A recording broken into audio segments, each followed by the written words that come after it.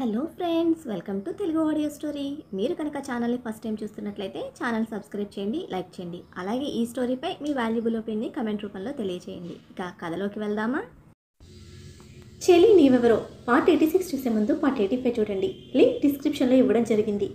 నాకు తెలియక కొంత దూరం పెట్టాను. వాడి రక్తం అని వాడికి తెలిసి కూడా నన్ను దేహి అని అడుక్కున్నాడు. ఇప్పుడు కూడా నా మాట కోసమే చూస్తున్నాడు అని బాధతో కళ్ళు చెమ్మగిల్లుతూ ఉంటే ఎటువంటి పెయిన్ ఏ తండ్రికి రాకూడదు. వాడు నా విషయంలో చేసింది పొరపాట, తప్ప, క్షమించరాని నేరం అనేది నా సొంత విషయం. అది నేను చూసుకుంటాను. బట్ వాడి అంతులేని ప్రేమని లక్కీకి దూరం చేయకూడదు అని డిసైడ్ అయ్యి లక్కీకి నిజం చెప్పాలనుకుంది. అమ్మ కొడుకులు ఇద్దరు సెట్ అయ్యారని ఫిక్స్ అయిన రాణా పెరట్లోకి వెళ్ళి నాపరాయి అరుగు మీద కూర్చొని సిగరెట్ లైట్ చేశాడు. ఇంట్లోని కాకుల మందుతో అలసిపోయి అటూ ఇటూ తిరిగి చివరికి అక్కడికి చేరిన ఉదయ్ డెవిల్ బాబుని మరొక సిగరెట్ కోసం బెక్ చేసి అది లైట్ చేసి డీప్ బ్రీత్ తీసుకున్నాక కానీ రిలాక్స్ అవ్వలేదు. ఉన్నారా పోయారా? వాడి కోపిక ఎక్కువరా స్వామి, నా వల్ల కాలేదు. ఇదెప్పుడు జరిగింది, అదెప్పుడు జరిగింది అంటూ తలకాయ తినేస్తున్నారు అని చెప్తూ నాపరాయి మీద వెనక్కి వాలిపోయాడు ఉదయ్. అందరికీ అన్ని డోర్స్ క్లియర్ చేసి కాసేపటికి అక్కడికి వచ్చిన వికాస్ సిగరెట్స్ తగలిస్తున్న ఇద్దరిని అసహనంగా చూస్తూ హ్యాండ్స్ ఫోల్డ్ చేసుకొని వాళ్ళకి కాస్త దూరంగా నిలబడ్డాడు. పడనప్పుడు పోవచ్చు కదా, మాకెందుకు సైడ్ కొట్టడం అని ముఖం చిట్లించాడు రాణా. నాకు స్మోకింగ్ అలవాట్లేదు అండ్ చైత్ర కూడా ఇష్టం లేదు అని సూటిగా చెప్తున్న వికాస్ మీదకి ఫింగర్స్ మధ్యన ఉన్న సిగరెట్ విసిరేసి, దానికోసం మానేయడం, నీకోసం దాచేయడం నా మేనరిజం కాదు. ఉన్నది ఇదే. ఒకరికి నచ్చలేదు అని వదిలే అలవాటు నాకు లేదు. నచ్చినా నచ్చకపోయినా చచ్చినట్టు నాతోనే ఉంటుంది. నువ్వు వచ్చిన పని అయిపోయింది కదా, ఇక దొబ్బేయ్ అని ఫుల్ యాటిట్యూడ్తో క్లారిటీ ఇచ్చి ఇంకో సిగరెట్ తీశాడు మన డెవిల్ బాబు. ఈ పొగరికేమీ తక్కువ లేదు అని పళ్ళు నూరుతున్న వికాస్ ఫేస్కి నవ్వుతూ ఉదయ్కి కన్ను కొట్టాడు రాణా. చైత్ర కోసం నేను చంపడానికి కూడా రిస్క్ తీసుకున్నాడు. అంతగా నీ పిల్ల కోసం హార్డ్ వర్క్ చేసిన వాడిని అప్పుడే పంపేయమంటావేంట్రా? మనతోనే ఉంటని అన్ని మర్యాదలు చేసుకుందాం అని రిక్వెస్ట్ చేస్తూ అంటూ ఉంటే అతని నెత్తి మీద గట్టిగా పీకి, నీకంత దూరంగా ఉంటే తీసుకెళ్ళి నీ ఫ్లాట్లో పెట్టుకో, వాడు నా కళ్ళ ముందుంటే ఏ క్షణమైనా వేసేస్తాను అని సీరియస్గా వార్నింగ్ ఇచ్చాడు రాణా.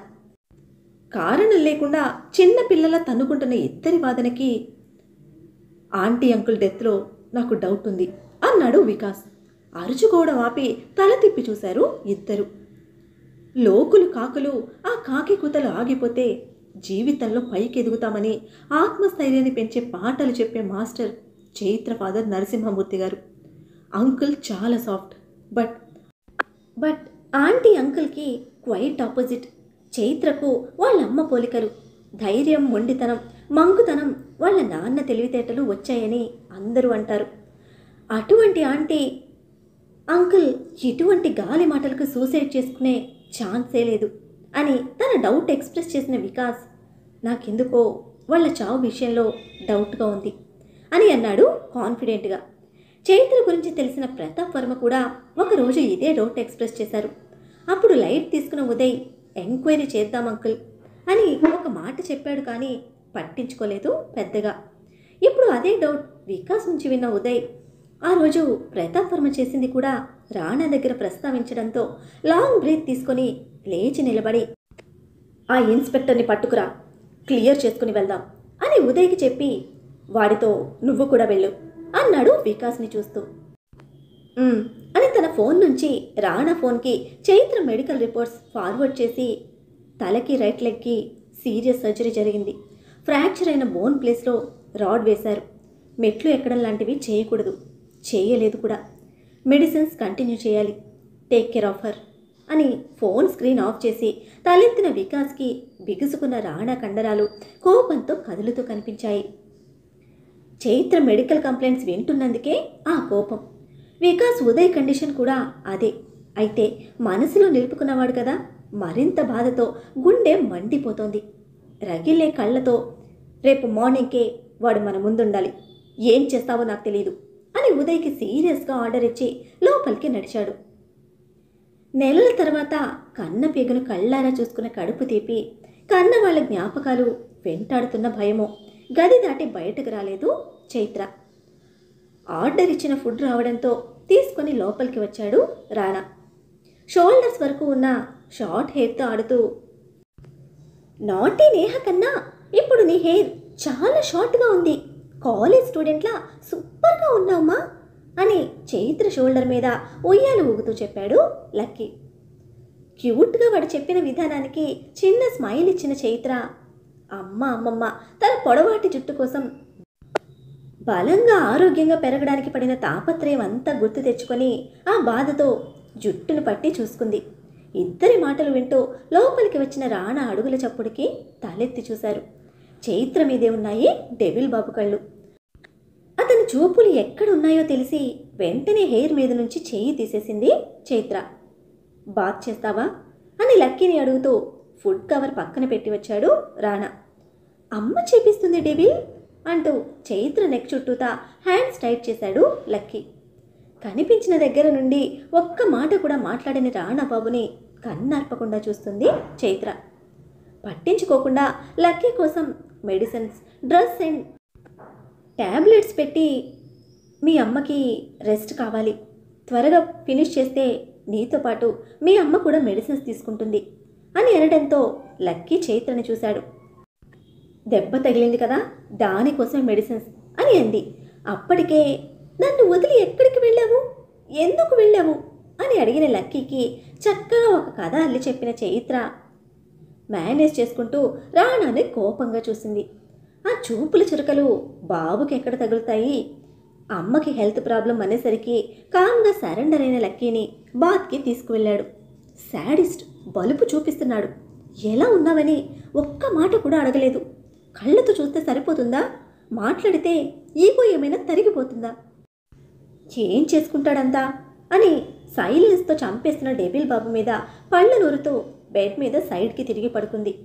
బాబు మీద కోపంతో కారాలు మిరియాలు నూరు తినే ఎన్నో రోజుల తర్వాత దొరికిన ప్రశాంతత, చెలికాడి చెంతకు చేరిన స్వాంతనలో క్షణాలలోనే నిద్రలోకి జారిపోయింది చైత్ర. బాత్ ఫినిష్ చేసుకుని వచ్చి అబ్బా కొడుకులిద్దరూ బెడ్ మీద ముడుచుకుని పడుకున్న చైత్ర నిద్రకి మోకాలు చూసుకున్నారు. లేజీ ఫెలో అని రాణా అనుకుంటే అమ్మ సో టైర్డ్ అని లక్కీ ఫీల్ అయ్యాడు. కొడుకు మాటలకి కోపాన్ని దాచేసి సైలెంట్గా వాడికి డ్రెస్ వేసిన రాణా ఫుడ్ పెట్టి ఇచ్చాడు తినమని. నువ్వు తినిపించు అన్నాడు వాడు అమ్మని తీసుకొచ్చిన హ్యాపీనెస్లో.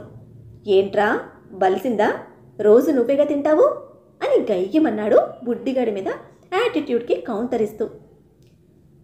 నా బాబు నాతో క్లోజ్గా ఉండడానికి చాలా డ్రామాలు వేశాడు. అప్పుడు తెలియక ఓకే అన్నాను, బట్ ఇప్పుడు తెలిసిందిగా అని రాణాను ఐబ్రోస్ రైజ్ చేసి యాటిట్యూడ్గా చూస్తూ, నాకు నా బాబు బల్బంతా వచ్చిందని అమ్మ చాలాసార్లు చెప్పింది. ఆ బల్బే చూపిస్తున్నా. ఇప్పుడు నాకు తినే మూడు లేదు. అమ్మతో బజ్జు అననుంది. నేను తినాలంటే నువ్వే పెట్టుకో, కమాన్ ఫాస్ట్ అని ఆర్డర్ వేసిన బుజ్జిగాడి పొగరికి పళ్ళు బిగించి ఫీడ్ చేస్తున్న రాణా కళ్ళల్లో మాత్రం బ్రైట్ స్పార్క్ హ్యాపీనెస్తో. వాడికి తినిపించి మెడిసిన్ వేయడం ఆలస్యం. నువ్వు కూడా తినేసి ఫాస్ట్గా వచ్చేయి, బజ్జుందా అంటూనే రాణా బుగ్గన గట్టిగా ముద్దు పెట్టి థ్యాంక్ యూ అని చెప్పి ఆ ఫీల్ డెవిల్ బాబు హార్ట్ తీసుకునే లోపే పరుగున వెళ్ళి బెడ్ ఎక్కిన లక్కీ స్లోగా చైత్ర పొత్తిళ్లలోకి దూరిపోయాడు. కుక్క పిల్లలా చోటు చేసుకొని దూరుతున్న లక్కీ బాబుని నిద్రలోనే గుండెలకు తీసుకుంది చైత్ర. ఈడియట్ అని తిట్టుకుని బుజ్జిగాడి ముద్దుకి ఇష్టంగా చంపను తడుముకున్న రాణా కళ్ళల్లో చిరుతడి. అమ్మని చూడడమే బుల్లెట్ ట్రైన్ స్పీడ్ పెంచేశాడు అని ఇద్దరిని చూసి గుండెల నిండా ఊపిరి తీసుకొని బయటకు వెళ్ళాడు రాణా. తన వర్క్ ఫినిష్ చేసుకొని గంట తర్వాత లోపలికి వచ్చిన డెవిల్ బాబు డీప్ స్లీప్లో తేలిపోతున్న అమ్మ కొడుకులిద్దరినీ తృప్తిగా చూసుకుంటూ టవల్ తీసుకొని బాత్కి వెళ్ళాడు. తినేసిరా పడుకుందాం అని బుజ్జిగాడి ఇన్విటేషన్ గుర్తుకు వచ్చి, మీ అమ్మ చెప్పకుండానే నన్ను డాడీగా యాక్సెప్ట్ చేసేసావా ఈడియట్, మీ అమ్మని సాధించుకోవడానికి నా మీద ఇన్ని రోజులు నీ బలుపు చూపించావా, మొండి ఘటం అమ్మకులాగే అని అనుకోగానే తనను మిర్రర్లో చూసుకుంటున్న రాణా పెదవుల మీద నవ్వు చేరింది. నీ మొండితనానికి కోపానికి ఏ పిల్లైనా ఒక్కరోజుకే పారిపోతుంది. కొంచెం శాంతంగా ఉండు కన్నా అని తల్లి రేవతి గారి చిరుకోపం గుర్తుకొచ్చి, దాని మొండితనం నా మొండితనం కలిసి సూపర్గా ఉన్నాడు మావాడు. బోనస్గా నీ పోలికలు. నువ్వు మిస్ అయ్యావుమా, ఐ మిస్ యూ అని జ్ఞాపకాలలో నవ్వుతూ మెదులుతున్న తల్లికి చెప్పి టవల్తో బయటికి వచ్చిన డెవిల్ బాబు బాక్సర్ షాట్లోకి షిఫ్ట్ అయ్యి చైత్ర పక్కకు చేరాడు. ముడుచుకొని పడుకునున్న తనని బ్యాక్ సైడ్ నుంచి పొట్ట చుట్టిన రాణా స్పర్శకి తన బాడీ అడ్జస్ట్ చేసుకుంటున్న చైత్ర రెస్పాన్స్కి మత్తులో తప్ప మంచిగా ఇది ఎప్పుడుంది అని అనుకుంటూనే మెంటల్ కంగారు, వాడికున్న బుద్ధి నీకు లేదే అని చిరుకోపంగా చెవిలో కసిరాడు. రాణా స్పర్శ మాట రెండు శరీరాన్ని మనసుని చేరుతూ ఉంటే విచ్చుకున్న కుసుమంలా మారింది చైత్ర మనసు. ఎన్ని రోజులు శూన్యంలో అన్వేషించిన ప్రాణానికి రాణ చేరువ జీవం పోసినట్లు అతని స్పర్శలో శరీరం కొత్త శక్తిని నింపుకుంటూ ఉంటే మురిసిపోతున్న మనసు చిరుతడే కనుపాపల వెనుక గూడు కట్టుకుంది. నేనేం చేశాను అంది నిద్ర గొంతుతో కళ్ళు తెరవకుండానే. ఏం చేయలేదు, no food, no medicine, no bath అన్నాడు ఫేస్ కవర్ చేస్తున్న హెయిర్ని వెనక్కంటూ. ఈ రోజుకు వద్దు, నిద్ర వచ్చేస్తోంది అని అన్న చైత్ర స్వరంలో గారం పోయే లక్కీ లాంటి పసితనం వినబడుతోంది. నటిస్తే వచ్చేది కాదది. మనసుకు తెలుసు నచ్చిన వాడి దగ్గర ఎలా మసులుకోవాలో. తన సొంతమైన రాణ ప్రేమలో ఇప్పుడు తండ్రి వడిలో పొందిన అనురాగాన్ని ఫీల్ అవుతూ ఉంది చైత్ర. మాట్లాడలేని కోపంతో దూరం పెడుతుంది అనుకున్న రాణాబాబుకి చైత్ర క్లోజ్నెస్ బ్రతిమిలాడుకునే టైం సేవ్ చేసింది. ముద్దుగా చిన్నగా చైత్ర హిప్ మీద ఒక్కటి వేసి, మందులు కంపు కొడుతున్నావు అని అంటే వాటితోనే బ్రతుకుతున్నాను అని అంది రాణాలోకి మరింత అడ్జస్ట్ అవుతూ. ఏంటే దాక్కుంటున్నావా అన్నాడు చైత్ర హిప్ డెవిల్ బాబు పొట్టలోకి నొక్కేస్తూ ఉంటే ఐస్ డౌన్ చేసి అడిగాడు. కొడుతున్నావు అంది చిన్న పిల్లలా కంప్లైంట్ చేస్తూ. కొట్టడం కాదే, ఏం చేసినా తప్పులేదు, మెంటల్ కంగారు అని కసరి 100 టైమ్స్ నీకన్నా నా కొడుకే బెటర్ అని అనడంతో మూతి బిగించిన చైత్ర టర్న్ అవ్వడానికి చూసింది. నో టర్నింగ్స్ అంటూ చైత్రను ఆపి, వాడు చాలా మిస్ అయ్యాడు నిన్ను. ఇప్పుడు నువ్వు కదిలితే వాడు డిస్టర్బ్ అవుతాడు. స్టే లైక్ దిస్ అనడంతో తల మాత్రమే టర్న్ చేసి మత్తు కళ్ళను ఓపెన్ చేసి చూసింది. ఇంకా లైట్ ఆఫ్ చేయలేదు డెవిల్ బాబు. మేబీ చైత్ర కోసమే అనుకుంటా. చైత్ర కలువ కళ్ళల్లో కన్నీరై మెరుస్తూ ఉన్న సంతోషాన్ని చూస్తూ ఫోర్ హెడ్ మీద కిస్ చేశాడు రాణా. ఎందుకు అని అడిగింది అతని ముద్దుకి కళ్ళు మూసుకుంటూ. ఎప్పుడన్నా నువ్వు ఇన్వైట్ చేసావా బెడ్ మీదకి అని గ్యాప్ ఇస్తే మళ్ళీ కళ్ళు తెరిచి చూసిన చైత్ర సెకండ్ సైడ్ చంప మీదకి అరచేతిని చేర్చి, నా యాపిల్ గాడు ముద్దు పెట్టి మరీ ఇన్వైట్ చేశాడు, పడుకుందాం త్వరగా వచ్చేయని. నువ్వు చెప్పకుండానే వాడు నన్ను డాడీగా యాక్సెప్ట్ చేశాడు. జగమొండి ఎన్నిసార్లు అడిగానో తెలుసా అని ప్రౌడ్గా చెప్తున్న రాణా ఎమోషన్కి ఇక ఉండలేకపోయింది చైత్ర. లక్కీ మీద ఒక హ్యాండ్ వచ్చి రాణా సైడ్కి తిరిగి సెకండ్ హ్యాండ్తో అతని చుట్టేసి, భయం వేసింది అంది మంద్రమైన స్వరంతో. వై అని చైత్ర కౌగిల్ని ఫీల్ అవుతూ అనునయంగా అడిగాడు రాణా. మాట్లాడలేదుగా ఇప్పటి వరకు అని అంది హోల్డ్ చేయలేని ఎమోషన్తో చిన్నగా వెక్కుతూ. భయం వేసింది అని రాణ తన మాటే ఆన్సర్గా చేసేసరికి నెమ్మదిగా తలెత్తి చూసిన చైత్ర కళ్ళలోకి చూస్తూ, నిన్ను చూసి నీకు దూరంగా ఉండడం అంటే అది నాకు నేనిచ్చుకున్న పనిష్మెంట్. డేర్ చేయలేకపోయాను దగ్గరికి రావాలంటే. నువ్వు భిక్షగా వేసిన ప్రాణంతో బతుకుతున్నా అని అంటున్న రాణ పెదవులు లక్కీ మీద నుంచి తీసిన హ్యాండ్తో కవర్ చేస్తే బాధతో చిన్నవి చేసిన తన కళ్ళల్లో కన్నీళ్లు ఉబికి జారుతున్నాయి. ప్లీజ్ అంది గిల్టీ ఫీల్తో. You are 100% correct Mrs Rana Randhir Varma అని చైత్ర ఫోర్ హెడ్ మీద చిన్న ముద్దు అద్దుతూ ఇచ్చిన తన స్థానానికి ఐ లవ్ యూ అంటూ వెంటనే 2 చేతులతో రాణ వెన్ను చుట్టేసి అతను మెడ కింద భాగాన్ని గట్టిగా ప్రెస్ చేస్తూ తన ఎమోషన్ మొత్తం చూపిస్తూనే గాఢంగా ముద్దు పెట్టింది చైత్ర. గువ్వ పెట్టలా తన గుండెల్లోకి చొచ్చుకుపోతున్న చైత్ర చుట్టూతా బలంగా బిగిశాయి రాణా హ్యాండ్స్. తనకన్నా వేగంగా పరిగెడుతున్న రాణా గుండె వేగానికి ఎమోషన్ హ్యాండిల్ చేయలేక కన్నీళ్లను స్వాగతించింది చైత్ర. మాటలకందని ఉద్వేగంలో ఉన్న ఇద్దరి మధ్య మౌనం మనసుని ఊరడిస్తూ ఉంటే స్పర్శ ఎన్ని రోజుల వియోగానికి స్వాంతన చేకూరుస్తుంది. నిమిషాల తర్వాత నెమ్మదిగా అడిగాడు రాణా. చాలా అని. అంది రాణాను బలంగా తనకేసి ప్రెస్ చేస్తూనే. అనుమానం ప్లేస్లో ఆశ్చర్యంతో తన మెడ కింద కన్నీళ్లతో తడిపేస్తున్న చైత్ర హెడ్ని వెనక్కి అని ఇంకేమీ వద్దా అన్నాడు తన కళ్ళలోకి చూస్తూ. అని దొండ పండుల్లా ఎర్రపడిన ముక్కుతో ఎగపీలుస్తూ ఇచ్చిన ఆన్సర్ రాణాను మరింత ఆశ్చర్యపరిచింది. Just like this? హా. Knee pain? నీ క్వశ్చన్స్ అన్న ప్రశ్నకు కొన్ని సెకండ్స్ గ్యాప్ ఇచ్చిన చైత్ర తన ఫేస్ హోల్డ్ చేసి చూస్తున్న డెవిల్ కళ్ళలోకి చూస్తూ లాంగ్ బ్రీత్ తీసుకొని వద్దు అని రాణా గుండెల్లోకి దూరిపోయింది. ఎన్నో అడగాలని ఎదురు చూస్తున్న చైత్ర హార్ట్ ఆ క్షణం ఇంకేమీ ఎక్స్పెక్ట్ చేయలేదు రాణా నుంచి. బహుశా అతని స్పర్శ, అతని ప్రేమ, అతని సాంగత్యంలో స్వాంతన పొందిన మనసుకి ఇంకేమీ అక్కర్లేదనుకుంటా. పాప ఆన్సర్తో షాక్ కొట్టిన రాణా తన కౌగిలిలో నెమ్మదిగా చైత్ర చుట్టూ హ్యాండ్స్ టైట్ చేసి తనలోకి ప్రెస్ చేసుకుంటూ కళ్ళు మూసుకున్నాడు. చాలా ప్రౌడ్గా ఉంది డెవిల్ బాబుకి. అస్సలు ఎక్స్పెక్ట్ చేయలేదు ఈ విధంగా. ప్రశ్నల సంద్రంలా అల్లాడిపోతున్న చైత్ర ఏది అడిగినా ఆన్సర్ చెప్పాలని ప్రిపేర్డ్గా ఉన్నాడు. ఎటువంటి పనిష్మెంట్కైనా సిద్ధపడ్డాడు.